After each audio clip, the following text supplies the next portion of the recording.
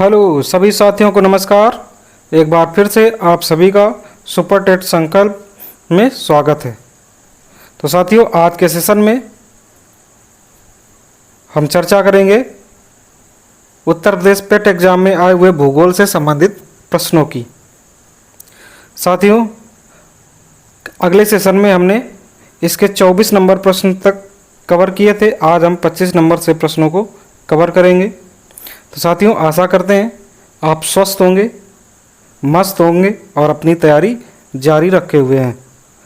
और जो भी यूपी पेट की तैयारी कर रहे हैं उनके लिए गुड न्यूज़ है कि आप सुपर टेट संकल्प के टेलीग्राम चैनल से जुड़ करके 15 प्रैक्टिस सेट मुफ्त में प्राप्त करें और अपनी तैयारी की जांच करें। इसके अलावा जो भी सुपर टेट की तैयारी कर रहे हैं, सीटेट की तैयारी कर रहे हैं, उनके लिए भी 12 प्रैक्टिस सेट सभी को प्रत्येक रविवार को उपलब्ध करवाए जाएंगे, जहां से आप अपना वीकली टेस्ट देते रहें, अपनी जांच करते रहें। तो साथियों, आइए स्टार्ट करते हैं अपने सेशन की ओर। उससे पहले जो भी नए साथी सुपर टेट संकल्प के साथ जुड़े हुए हैं वो सुपर टेट संकल्प को सब्सक्राइब करते हुए वीडियो को लाइक करें, कमेंट करें एवं अपने दोस्तों के साथ शेयर करें। तो चलिए स्टार्ट करते हैं अपने सेशन की ओर। चलिए, प्रश्न नंबर है 25। हिमालय का कौन सा भाग नदियों द्वारा लाई गई असंगठित तलछट से बना है? तो इसका सही आंसर हो जाएगा ए। कौन सा? ए भाग हो जाएगा शिवालिक श्रेणी। व्याख्या दी गई, हिमालय की शिवालिक श्रेणी नदियों द्वारा लाई गई असंगठित तलछट से बनी है। यह हिमालय की 3 श्रेणियों में सबसे दक्षिणी द्रोणी है। शिवालिक पर्वत हिमालय श्रृंखला की सबसे बाहरी और नवीनतम पर्वत श्रृंखला है। इसे बा हिमालय के नाम से भी जाना जाता है। तो आगे बढ़ते हैं। अगला प्रश्न है 26। निम्नलिखित में से कौन सी पर्वत चोटी अंडमान और निकोबार द्वीप समूह के उत्तरी अंडमान क्षेत्र में स्थित है? तो इसका सही आंसर हो जाएगा सैंडल पीक। सी ऑप्शन इसका सही होगा, सैंडल पीक हो जाएगा। सैंडल पीक उत्तरी अंडमान क्षेत्र में स्थित अंडमान और निकोबार द्वीप समूह की सबसे ऊंची चोटी है। यह उत्तरी अंडमान द्वीप पर स्थित है और सैंडल पीक राष्ट्रीय उद्यान द्वारा घिरा हुआ है। अंडमान द्वीप समूह की एकमात्र नदी कल्पोंग नदी है। इस पर्वत की ढलानों से आरंभ होती है। अगला प्रश्न हो जाएगा साथियों 27 नंबर। प्रश्न है, निम्नलिखित में से कौन सा कथन सही है? हिमरेखा को उस ऊंचाई के रूप में परिभाषित किया जाता है जिसके बाद भूमि स्थायी रूप से बर्फ से ढकी रहती है। सेकंड कथन है, बुग्याल वृक्ष टिम्बर लाइन एवं हिमरेखा के बीच उगते हैं। तो कह रहा है कौन से कथन सही हैं? तो इसका कथन 1 और कथन 2 दोनों सही हो जाएंगे। सी ऑप्शन इसका सही हो जाएगा। व्याख्या दी गई है, हिमरेखा ऊंचे पर्वतों में वह रेखा होती है जिसके ऊपर लगभग पूरे वर्ष बर्फ ढकी रहती है। यह समुद्र तल से लगभग 3500 मीटर या इससे अधिक स्थान सापेक्ष ऊपर होते हैं। हिमरेखा की ऊंचाई अक्षांश, जलवायु, ढलान, समुद्र से निकटता, हवा की दिशा जैसी स्थितियों पर निर्भर करती है। अतः कथन फर्स्ट सही है। कथन सेकंड, बुग्याल चरागाह भूमि या घास के मैदान जो उत्तराखंड के हिमालय में 3300 मीटर और से 4500 मीटर के बीच उच्च ऊंचाई पर स्थित है, इसे प्रकृति का अपना उद्यान कहा जाता है। बुग्याल वृक्ष टिम्बर लाइन एवं हिम रेखा के बीच उगते हैं।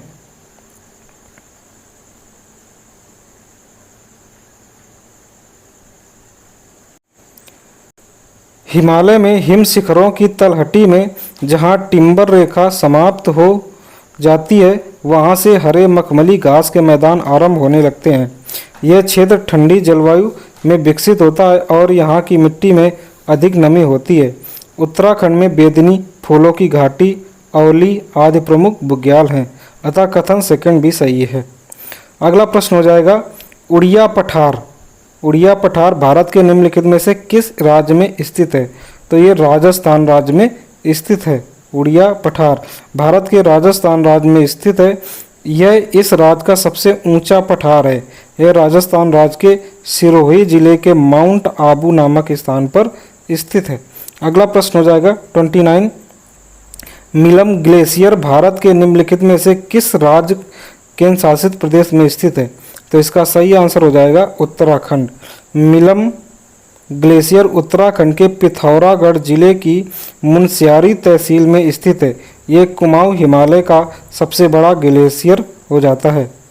अगला है मरुस्थल और शुष्क क्षेत्र से संबंधित प्रश्न है 30 नंबर। भारत का थार मरुस्थल विश्व का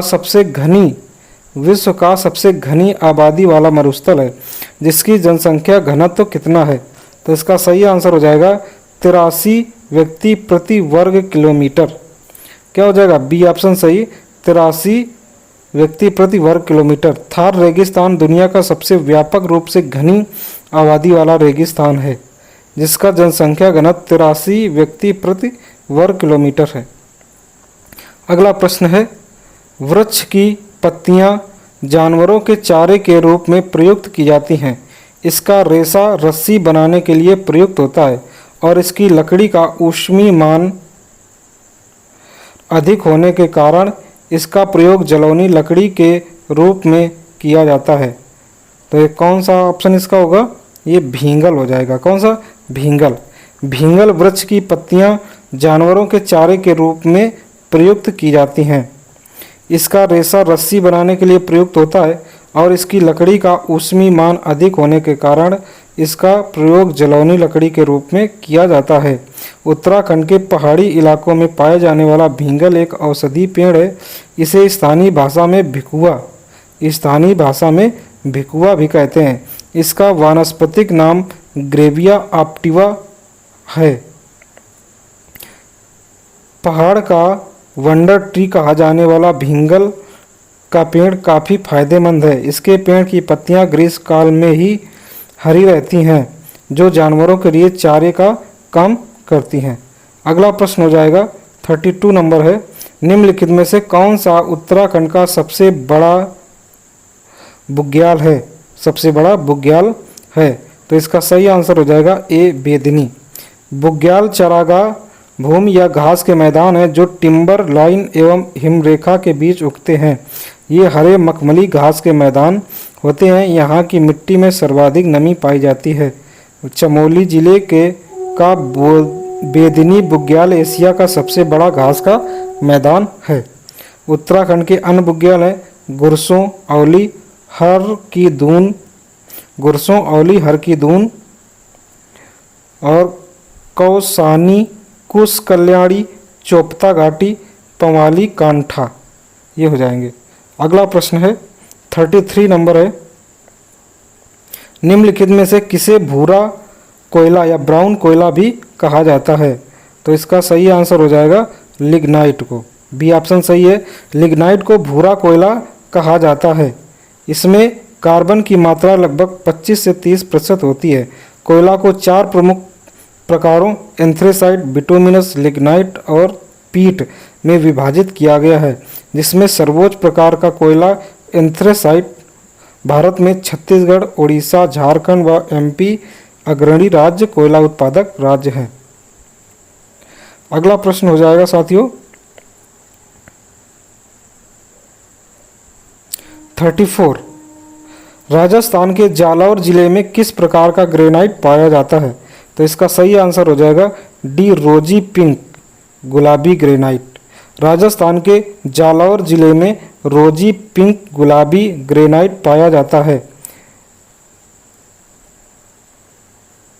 यह भारत में उपलब्ध सबसे सस्ते ग्रेनाइट में से एक है और इसका उपयोग फर्श काउंटर बनाने के लिए बहुतायत मात्रा में किया जाता है। इसे तुर्की और यूरोप जैसे देशों को निर्यात भी किया जाता है।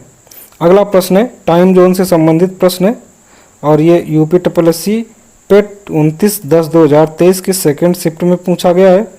प्रश्न है, निम्नलिखित में से कौन सी संस्था भारत की समय संरक्षक टाइम कीपर है, अर्थात यह भारत की समय प्रणाली की निगरानी करती है।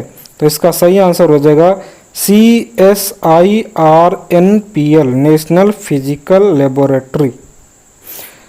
व्याख्या दी गई है, CSIRNPL संस्था भारत की समय संरक्षक टाइम कीपर है, अर्थात यह भारत की समय प्रणाली की निगरानी करती है। CSIRNPL भारतीय मानक समय IST को बनाए रखते हैं। अगला प्रश्न हो जाएगा, जनसांख्यिकी परिवर्तन तथा प्रवास से संबंधित है। 2011 की जनगणना के अनुसार उत्तर प्रदेश का जनसंख्या घनत्व कितना था? तो इसका सही आंसर हो जाएगा 829 व्यक्ति प्रति वर्ग किलोमीटर, हो जाएगा डी ऑप्शन सही। वर्ष 2011 की जनगणना के अनुसार उत्तर प्रदेश का जनसंख्या घनत्व 829 व्यक्ति प्रति वर्ग किलोमीटर है, जो कि राष्ट्रीय औसत 382 प्रति वर्ग किलोमीटर से अधिक है। तो साथियों, उत्तर प्रदेश पेट एग्जाम में आए हुए भूगोल से संबंधित PYQ को हमने आज के सेशन में कवर किया और वो जो प्रश्न थे उनकी व्याख्या सहित हमने कवर किया। तो साथियों, नेक्स्ट सेशन में हम अर्थशास्त्र से संबंधित जो भी PYQ आए हुए हैं उनकी हम चर्चा करेंगे। तो आप सभी साथी जो भी सुपर टेट संकल्प के साथ जुड़े हुए हैं वो सुपर टेट संकल्प को सब्सक्राइब करते हुए वीडियो को लाइक करें, कमेंट करें और अपने दोस्तों के साथ शेयर करें। मिलते हैं नेक्स्ट सेशन में, तब तक आप अपनी तैयारी जारी रखें। आप सभी को राधे राधे।